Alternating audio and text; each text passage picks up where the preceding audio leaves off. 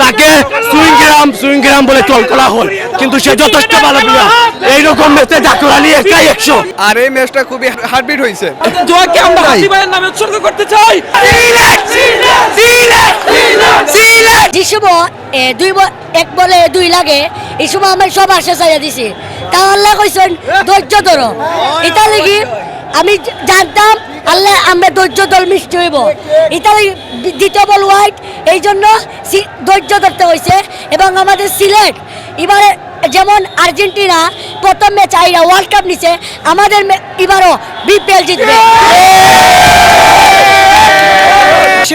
শেষ মুহূর্তে মুভমেন্টটা just wow ভাই। আজকের বিপিএল আসা এবং আমাদের কষ্ট যে ভাই সকালে না খেয়ে আসছি ভাই, শুধু মানে আজকে সিলেটের ম্যাচ আছে বলে আমরা না খেয়ে আসছি। আজকের ম্যাচটা দেখা এবং আমাদের এনজয় করেছি অনেক, আমরা সফল। I love Sylhet. অনেক খুশি, হেরে গেলে অনেক কষ্ট পাইতাম।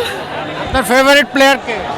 ইমন ভাইয়া, আজকের জন্য ইমন ভাইয়া অনেক ভালো দেখছি।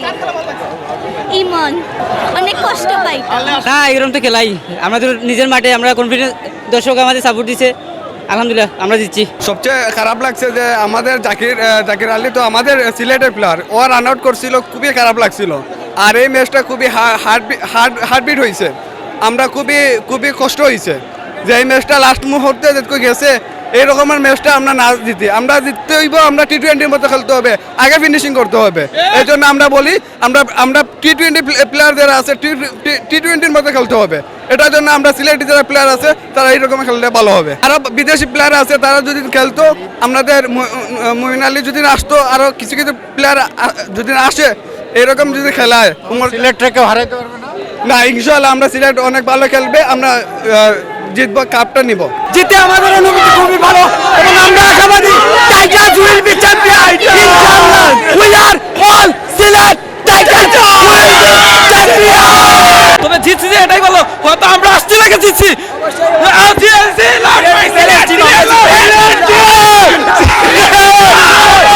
আর অবশ্যই আমাদের হাঁটু কাঁপা শুরু হয়েছিল।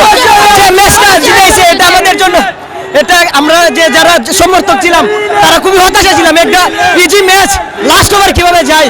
আমরা যে আজকে যে খেলাটা দেখলাম পুরো ফাইনাল যে আরো একদম আমাদের জন্য মানে যে হার্টের যে সমস্যা হয়েছিল, যারা হার্টের রোগী তারা কিন্তু এবার খেলা দেখতে পারে না। কিন্তু যদি হার্টের রোগী থাকে তাহলে অবশ্যই নাতান ব্রুকস যখন আউট হয়ে গেছিল তখন আমাদের হার্টটা বের হয়ে গেছিল, তবে আমরা জিতছি, এটাই সফল, আলহামদুলিল্লাহ। একদম ভাই মনে কষ্ট ছিল, তবে আমরা এই জোয়াকে আমরা হাসি ভাইয়ের নামে উৎসর্গ করতে চাই। হাদি ভাই, উই আর রিয়েলি হ্যাপি আজকে আমরা নোয়াখালী যাইতে পারছি। কারণ নোয়াখালীর মতো যদি টিম আমরা হারি তাহলে একটা লজ্জার বিষয়।